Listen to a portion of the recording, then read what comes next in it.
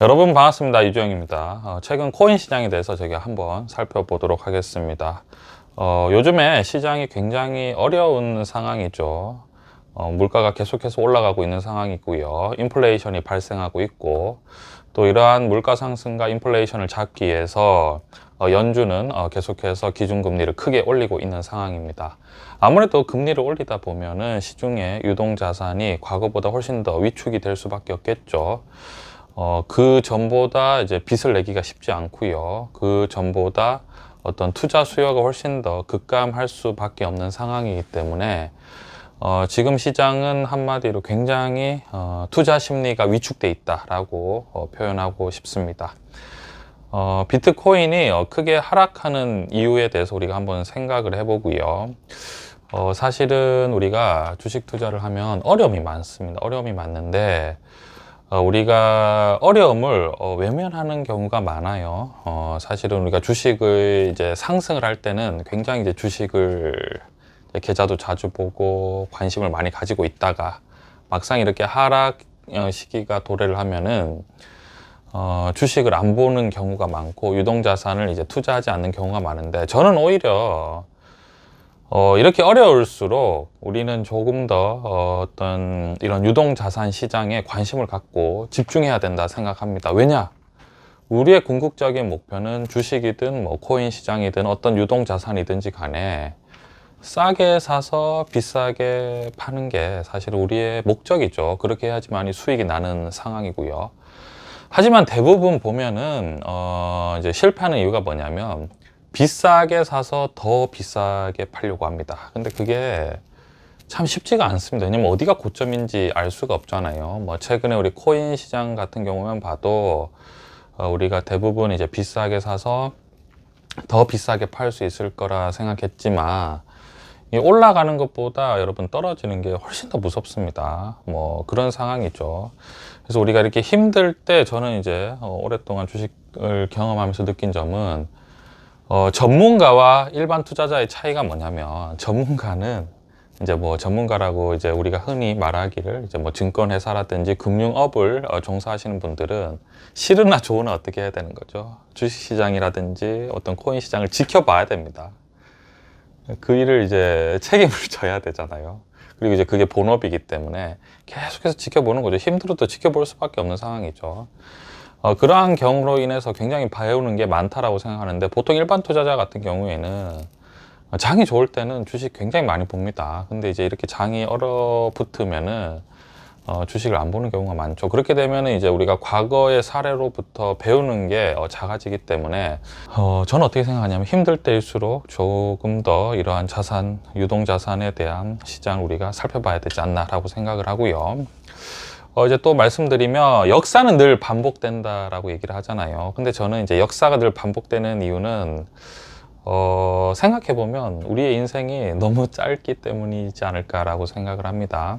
최근에 2030 같은 경우에 코인 시장이 굉장히 많이 뛰어들었죠. 왜냐면은 2030 같은 경우에는 뭐 최근에 이러한 급격한 유동성이 늘어나는 어떤 시장을 경험해 보지 못했어요. 그렇기 때문에 위험 관리에 대한 생각을 하지 않는 거죠. 왜냐? 나만 못 볼 수 없다. 내 친구들이나 내 주변 지인들은 다 코인 시장으로 인해서 뭐 돈을 크게 벌었는데 나는 못 볼 수 없다. 뭐 그런 심리가 당연히 발동할 수밖에 없습니다. 뭐 친구들이 또 크게 수익이 났다라고 하면은 뭐 참을 수 없죠. 참을 수 없죠. 나도 해야 되는 그런 관점인 거죠. 그러니까 위험 관리를 생각을 못 하는 거죠. 이러한 유동 자산이 팽창하는 이런 시장을 경험하지 못했기 때문에 그렇지 않나라고 생각을 하고요. 자, 그러면 우리가 코인 시장 같은 경우에는 사실은 한마디로 기초 자산을 구하기가 굉장히 어려웠어요. 이제 어떤 이제 코인이 있다. 코인이 있으면 이거에 대한 어떤 가치는 어디서 나오는가 라고 했을 때 굉장히 어려웠죠. 사실은 저는 이 가치를 구하기가 힘들었어요. 그리고 구할 수가 없었습니다. 이제 코인 시장으로 이제 우리가 알 수 있는 거는 제가 봤을 때는 어떤 시가총액이라든지 아니면은 뭐 여러 가지 뭐 그냥 설명, 뭐 이런 기술은 뭐 이래 어디에서 쓰는 거다라는 것들이 이제 설명이 있었지만 어떤 기초 자산을 구하기는 굉장히 어려웠어요. 그런데 이제 또 코인 시장 나름대로 굉장한 어떤 장점이 있었습니다. 어떤 장점이 있었냐면 코인 시장은 주식 시장이랑 비교했을 때 어떤 거냐면 유동성이 거의 엄청났죠. 왜냐? 코인 시장은 일단은 주식은 여러분 우리나라 코스피라고 봤을 때 9시부터 시작해서 3시 반이면 끝이 나요. 이 외에는 이제 주식을 이제 시장에서는 사기 어렵죠. 이제 시간 외 거래 말고는. 그러니까 시장이 딱 정해져 있습니다. 시간이 정해져 있는데 코인 어떻죠? 24시간 거래가 되죠. 자, 그다음 두 번째는 주식은 공휴일과 휴일이 있습니다. 그러니까 토요일, 일요일은 쉬어야 되고요. 공휴일은 또 하지 않죠. 코인 어떻죠? 그런 게 없습니다. 그냥 24시간 365일 되는 거죠. 그러니까 유동성 자산이 굉장히 높은 거죠.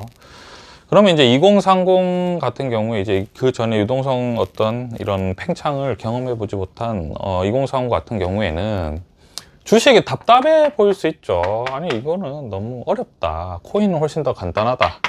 주식은 뭐 이제 공부할 게 너무 많은데 코인은 단순하면서 24시간 거래되고 365일 이제 거래가 되기 때문에 아무래도 훨씬 더 쉽게 접근이 되는 상황이죠. 근데 문제는 이제 기초 자산이 구하기 어렵다라는 것들을 우리가 생각을 해봐야 되고요. 최근 같은 경우에는 이제 유동 자산의 값어치가 급격하게 줄어들고 있습니다. 왜냐하면은 아까 전에 또 말씀드렸지만 물가 상승, 그 다음에 인플레이션이 이제 올라가기 때문에 뭘 해야 되죠? 금리를 인상해야 되는 거죠.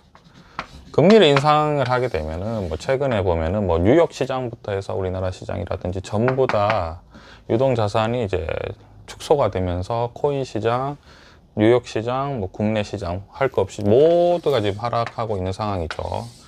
근데 문제는 코인 시장은 유동성 가치가 굉장히 높기 때문에 이 하락폭이라는 것들이 굉장히 클 수 있고요. 두 번째는 뭐냐면 자, 주식 같은 경우에는 우리가 기초 자산을 구할 수 있습니다. 기초 자산이라는 게 뭐냐면 일반적으로 어떤 주식은 어떤 기업이죠. 기업의 어떤 주식은 기본적으로 자산 플러스 뭐 그 다음에 매출, 영업이익, 뭐 배당, 그다음 브랜드, 그다음은 기술 이런 것들 뭐 여러 가지 뭐 무형 자산이라든지 유형 자산을 우리가 이제 기업은 우리가 실제로 우리 가서 일하는 공간이고 수익 창출을 위해서 존재하는 구간이죠. 근데 코인 시장 같은 경우에는 기존 자산이 없기 때문에 문제는 뭐냐면은 지금 모든 유동 자산이 하락하고 있잖아요.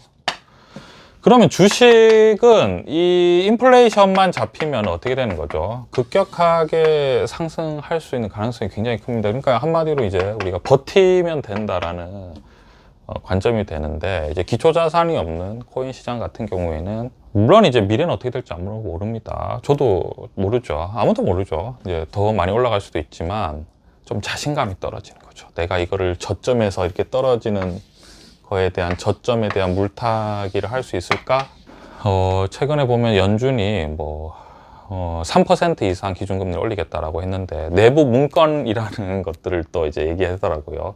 계산을 해보니 지금 물가를 잡으려면 3%는 안 되고 4%, 5%까지도 끌어올릴 수도 있다. 이러한 엄청난 지금 뭐 충격적인 지금 겁을 주고 있는 상황이죠. 여러분 기준금리가 5%까지 올라가면은 대출금리가 얼마까지 올라가죠, 여러분? 그런 상황이기 때문에 지금 코인 시장이 크게 하락을 하고요.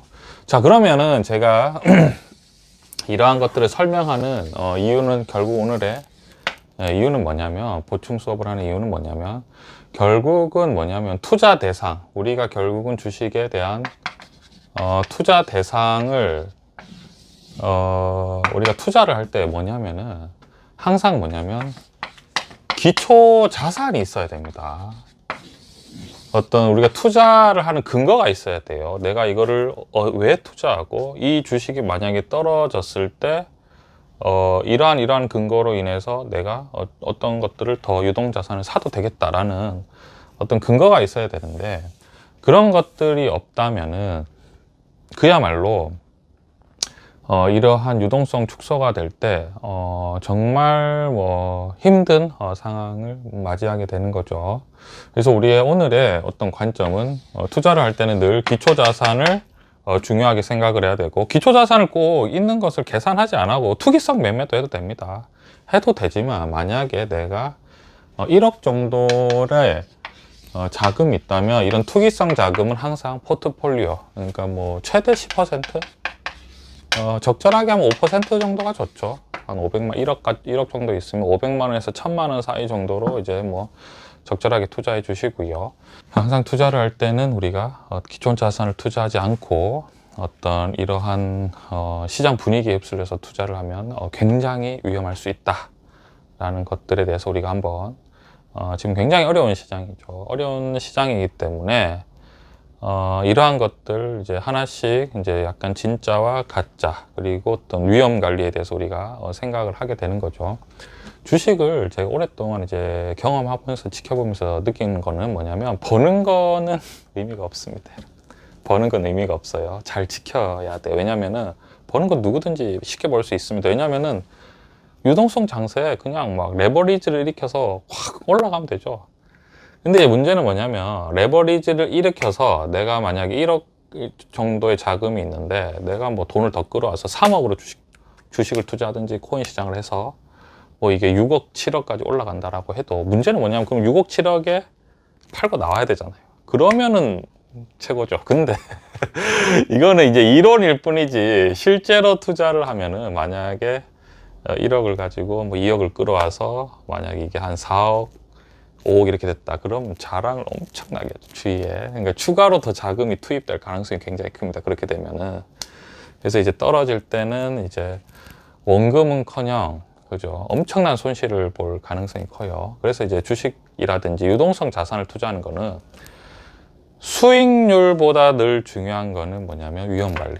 왜냐면은 이제 잠깐 상승장에 버는 거는 오히려 더 독이 될 수 있고 위험할 수 있습니다. 이런 것들 우리가 생각하면서 최근에 유동성 시장이 크게 위축이 되고 있는데요. 코인 시장이라든지 여러 가지 시장을 보면서 우리가 또 공부하는 시간 가졌으면 좋겠습니다. 감사합니다.